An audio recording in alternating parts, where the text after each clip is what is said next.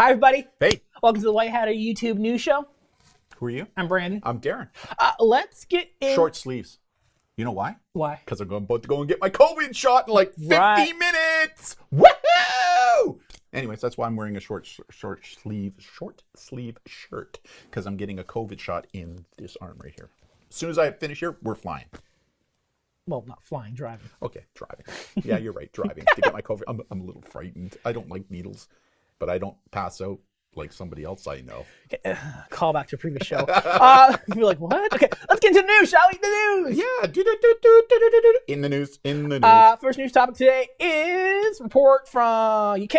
Online fraud in UK up 179% in the last decade. Go figure. Doesn't surprise me. I mean, you know, I've been out of law enforcement. It'll be 5 years this year, retired out of policing, if you can believe it, right? I mean, we saw a huge increase in online crime taking place, especially when it came to fraudulent crime, because the risks of you getting caught online go down dramatically. So really, this shouldn't surprise us. And this is yet another reason why people need to understand that one of the primary threats to everybody, especially the youth online, is identity theft, right? Because we're putting way too much information about ourselves online that we think is private when nothing's ever private. So this doesn't surprise me.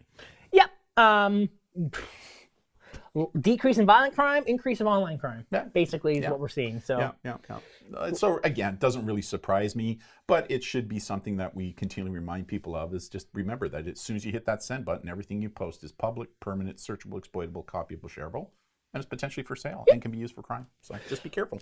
TMI, too much information! Okay, so we didn't do a show last week because it was a long weekend, but that week the big news was around Facebook and a 500 million user data leak. Doesn't surprise us. I mean, Facebook has had leaks since it was created, right? So is this really anything new, Brandon? It's a new one. It's a new leak, and basically what was stolen was usernames, phone numbers, those type of things. No passwords. No passwords, as most hacks happen nowadays. No passwords most of the time. So again, but the information that was obtained could easily be used for the purposes of identity theft, right? It could be. I think that the biggest risk is the phone number, because a lot of people, have two-factor authentication, but it's text-based with your phone number, which is not a secure way to do two-factor authentication. Right. There's a good article we talked about, or did we talk about it? I don't know. But there's a good article not that long ago talking about how someone could create a fake cell phone company for $16 and steal people's phone numbers. So, I mean, I don't think we've talked about that No? one. Hey, let's start up our new phone company, Brandon. We'll call it the Brandon and Darren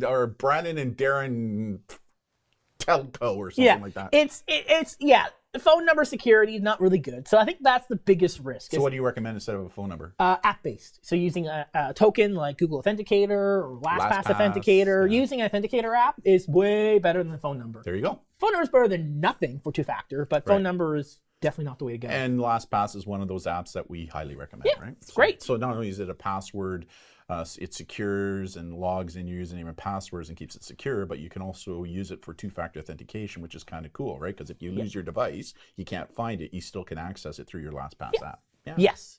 So people are really up in arms with the Facebook thing, but it's like, COVID. I'm getting my COVID shot. Yeah, we're BC, so it's by age, so I'll be the last one basically. Yeah, I know. This one is the AstraZeneca one, and it's for people who are between 55 to 65. So mom is 53, so she can't get it yet. Huh. Yeah, kind of cool. So I'm getting mine at a pharmacy too. I didn't have to wait for the government and stuff. The pharmacies got a whole batch of it, and so I was quick to the table thanks to a friend of ours who found out the pharmacies were doing it, booked with it in less than 24 hours. I had a date, booked it on Friday. I found out that on Saturday that my shot was this morning. Oh. Yeah, or this afternoon. So, all right. Kind of cool.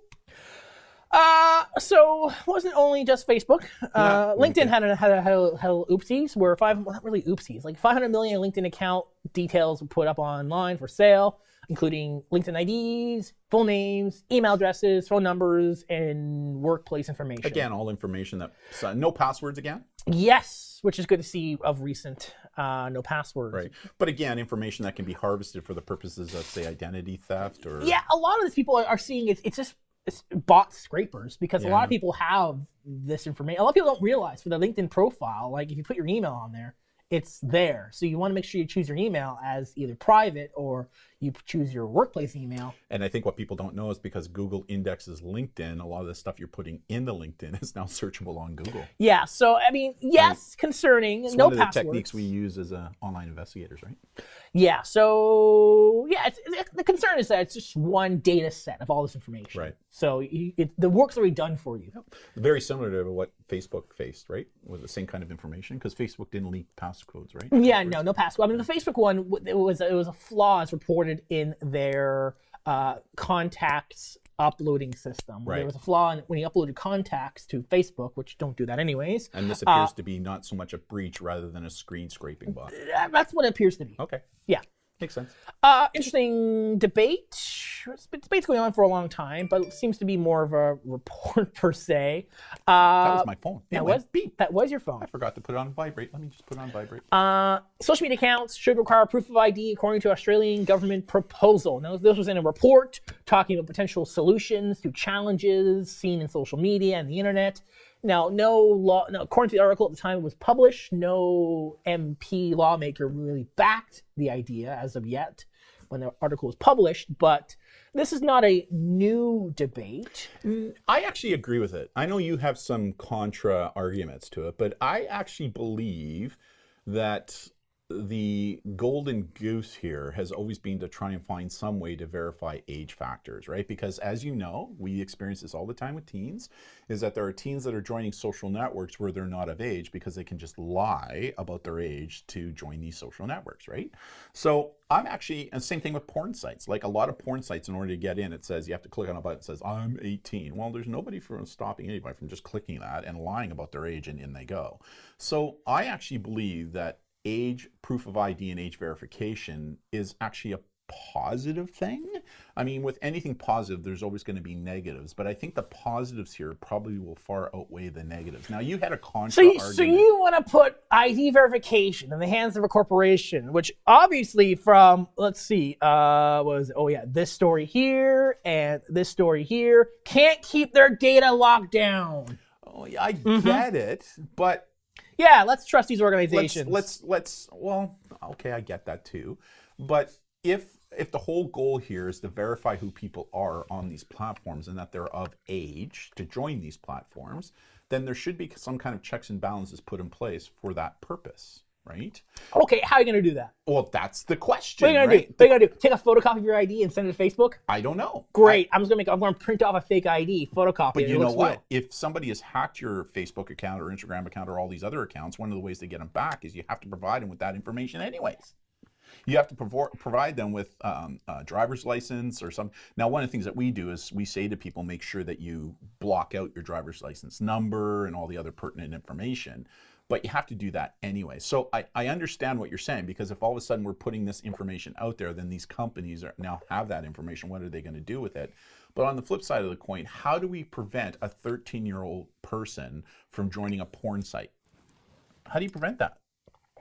Although the porn site says you need to be 18, you need to click a box that says 18. This is about social media accounts, not just websites. Yeah, but even social media accounts, the same thing. What's to stop somebody from joining an so 18-plus social media account? Every website needs to have an age verification login? I do. Every website? I do. Only if you're required to be of a certain age. If you're required to be of a certain age, it's like driving a car. In whose country? I mean, whose country? Well, it's our country. Let's just use Canada. It's like if you're driving a car, you need to prove that you're of age to get a driver's license. Okay, so I'm gonna put a website in Russia, and that's where I'm hosting it, and that becomes a problem, right? That becomes a problem. That becomes a problem. So what are you gonna do? Block websites from Russia? VPNs? Oh, I know. I mean, it's not gonna work. Well, it's not gonna work. I still think that we need to have something in place as another gating process, because not to do that, how do we prevent people who are not of age getting into places like that? Now, there's always going to be workarounds. I mean, it's like when you buy a magazine. Like, in order to buy a porn magazine, you need to be 19 or 18. So you just get somebody to bootleg for you, right? Like, I mean, I get it, but I do think it's kind of like full encryption, right? Like, all these groups want to go to full encryption to make everything private. Although that sounds great in theory, I'm actually not a big believer in that for some of these bigger platforms, because now it gives people like pedophiles the ability to communicate with people with no way of tracking them. whatsoever, right? In fact, organizations like Facebook and some of the bigger ones out there, they want to move to a full encryption. Why? Because it removes liability from them. Because when somebody complains, like the police department says, hey, listen, somebody on your site is doing this, they have an out to say, well, we didn't know. It's fully encrypted. How would we know? Right? That's bogus, right? Yes, because law enforcement around the world have proven that they're so responsible with having access. Oh, here we go. But I'm not saying most law enforcement don't do that. Are there bad actors in any job? Yeah, there's bad actors who are priests in the world, right? Like there are, right? So, but having said that, I still think that there needs to be a balance. Yeah, but all it takes is one bad actor. Unless there's a unified standard across the world. That's an honest, I get that. Like there needs to be a standard. We all need to agree upon that. But the problem is, are you ever going to get 100% agreement? No, just look at the United Nations and what goes on there, right? Can we ever get full? No, we can't in a lot of cases, right? Like if America likes it, Russia doesn't. If Russia likes it, the Americans don't. If China likes it, nobody likes it. It's like we just need to find extraterrestrial life and we can all work together. Having said that, I'm just thankful that most people are doing super uber cool things online. But the issue now is on things like encryption and not being able to prove ID. It just gives the criminal element more ability to do what it is they want to do online. Next story. Call of Duty. Cheaters expose gamers to malware takeover. So talked about released by Activision, makers of Warzone. I mean, the game has had its problems of game hackers. I have played it in the past and still today. But I'm World of Tanks guy. Let's see, World of Tanks. Well, I'm playing Match of the Gathering more recently. Oh, really? Yeah. Good game? I like it. Oh, okay. So what's going on with this one? Basically, we've seen a trend in hackers targeting the gaming industry. Because surprise. I mean, gaming's becoming way more popular, especially during COVID, right? Exactly. So what we've seen here is hackers making a cheating tool, but in the cheating tool is a piece of malware, which affects your system. Right. So that's So once again, be careful about what you're clicking on. Exactly. And, which is important for a lot of youth because, like it or not, even adults, everybody wants to get an advantage in some of these games because it can get quite competitive, right? So as a result of that, the criminal element knows that, so they're setting people up to go, hey, here's a really good cheat to do and to give you an advantage, and people click on it, not understanding that they've just downloaded a malware onto their device. Right? Precisely. Yeah, there you go. And even the boomer understood that one. Android hasn't had a very good week. Oh, no. So Android malware being shared on the internet, saying it's a system update, which in fact it's not, is a piece of malware. So that's why I like iPhone. I will say this week is definitely a week for iPhone. Next one, fake Netflix app allows hackers to hijack a WhatsApp login credentials. Fake Netflix app allows hackers to hijack WhatsApp. So you download this fake Netflix and guess app? What? It's for Android. Did I mention to you what kind of phone I have? I know. This is definitely a pro iPhone week because Android didn't have a good week. Fake Netflix app, which then connects into WhatsApp through logins to then steal your data. So download your things from proper app stores, please, people. Yeah, I mean, we've been saying this for years, especially on Android devices, right? Like, only download apps, say, off of the Google Play Store, right? Like, don't be downloading it off of other places but even then, when even apps are on the Google Play Store, I mean, they're getting better at it, right? Like, they're getting better at looking at these apps and making sure that there's no evil intent in them. But guess what? They still get in there way more frequently. And, I'll be fair. They have found some in the Apple Store too. Yeah. They have, but nowhere near what happens but in Android's a lot more flexible and powerful because you can do a lot more things with it. It does. Like that's the trade-off, right? Between Android and iPhone is now you have an iPhone, right? Yeah. Okay. So, but you're right. Because we're in the Apple ecosystem, so there's things that work together nicely. I know. I mean, so I get it. Like they each have their SOC, but I'm a big user safety security person, and there's no doubt that the iPhone is simple, it's easy, and it's more secure. But you pay more for it. That's true. Way more for it. Right? And the next story for pro Apple users is this one. A report showing that research claiming that Google Pixel phones, Android phones, share 20 times more data than iPhones. Again, this one shouldn't surprise us. Yeah. Right? Like, it really shouldn't surprise us. I mean, we know that a lot of these things that go on to these phones that are free, they're not free, right? Like these companies have got to make their money somehow. Yeah. And so how are they doing that? By collecting what it is we're doing and selling it. Yeah. So that's just, I guess, a very pro iPhone week today. But, Apple will probably have issues coming up in the near future, and then there we go. For sure. I mean, it's really interesting to see, how Apple's now preventing cookies from all these other companies, and there's big fights going on right now. There's like 5 other tracking methods besides cookies. Everyone's like, cookies. There's other ways to track people. Track people. That's like a double negative. I don't know what that, yeah. You going to cut that one out too? No. Nothing's being cut out. What are you talking about? Well, you're cutting out what I said. I'm not cutting anything. I'm not cutting anything. Yeah, whatever. People are like, what? Hey, I noticed that you moved the Bobby helmet a little bit there, so it's facing a little forward, kind of over your shoulder there. See it? No, I did not intentionally. Yeah, that looks pretty cool like that. That's a Bobby helmet that was sent to us by a friend of ours in England who's a Bobby there, who I trained. Pretty cool. The set is looking really nice, right? Can you go to a wider angle on the set? That's the wide angle for this one, yes. Oh, it is? Yeah. What about the other angle? This one? Oh. Hello. And there you go. Yeah, that's pretty cool. Well, yeah, until we get our new equipment. We're not going to talk. We're not going to talk about that. Should be end of the month, I think. Really? I thought it was going to come in sooner than that. End of the month. 2 weeks for getting it together, and then. Oh, right. We're in the second week of April, right? So end of month, another 2 weeks. Yeah, it's pretty exciting, isn't it? I know you're. More things to come. You're really excited about it, right? Which will just add another whole.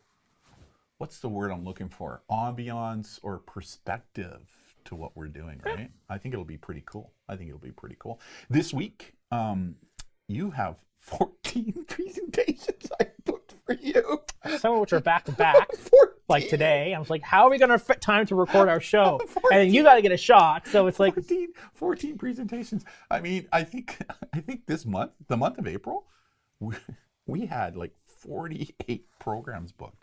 It's unbelievable, right? It's really cool, and the word is getting out about what we're doing and how we're doing it, especially the video, right? Like, I had another school. We just did the high school last week, a couple of them, and they said to us, Darren, we've seen you many times live, and we thought there's no way you're going to be able to match what it is you're doing live. And they watched the virtual that we did last week, and they said, Darren, you did it. And it's amazing. In fact, we actually like this better than the live. And we are consistently hearing that from schools. And the reason the schools are saying that is because the classes are smaller cohorts. So it's not as if we're presenting in front of an audience of 13. I mean, the biggest one, I think, was 22 or 2,400 students in one gym. It was unbelievable in the US. And because of that, the teens, the students, are far less likely to ask questions because they're afraid of what their peers are going to say, especially if you're in a younger grade and the older grades. So what all the educators are saying to us is they love the smaller cohorts for, number one, because students are more likely to ask questions now because they're not afraid of what older students are going to say. And number two, it's allowing teachers to immediately have deeper conversations about what we talked about after the presentation is concluded.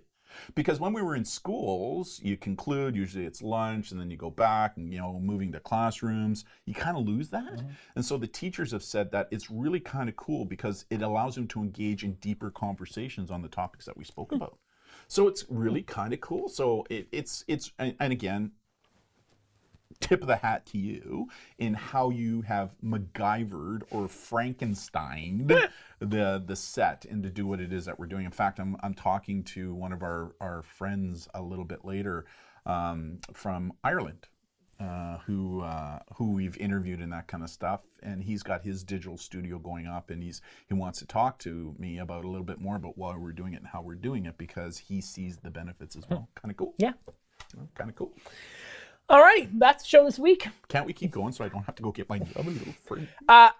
No, we got to go. You got to go. I know. You want to kick me out anyways. I also have a presentation got to do. I know you do because I booked 3 of them for you today. back to back. Normally we do 2 in a day, but today is 3 in a day. Yeah. Well. And then one evening one. And then the one evening one, right? So you've got 2 students and a parent one today. No, it's a student one today. All right. You got 2 student ones and a parent one tonight, right? No. You got 3 student ones in a row? Yeah. No. Yeah. Are you sure? Yeah. Did I do that to you? Yeah, you did. Oh, Yeah, look at the calendar. Okay, let me look at the calendar. You had a show at 9. Yeah. A show at 10:30. Yes. Yeah. And then, yeah. I know. Busy day. All right. I got to find to edit this now. All right.